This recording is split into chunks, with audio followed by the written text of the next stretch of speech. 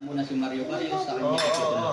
Sa ibang banda naman mga tol, Tyson Fury nang hinayang sa pagkatalo ni Anthony Joshua. Parang nawalan na rin daw ng 150 million si Tyson Fury. Dahil big fight sana ang laban ni Fury kay Anthony Joshua kung panalo kay Daniel Dubois. Pero dahil sa matinding pagka-knockout ni Anthony Joshua, sayang daw ang malaking laban sana kay Tyson Fury. Uy, siya ako muna yung gusto.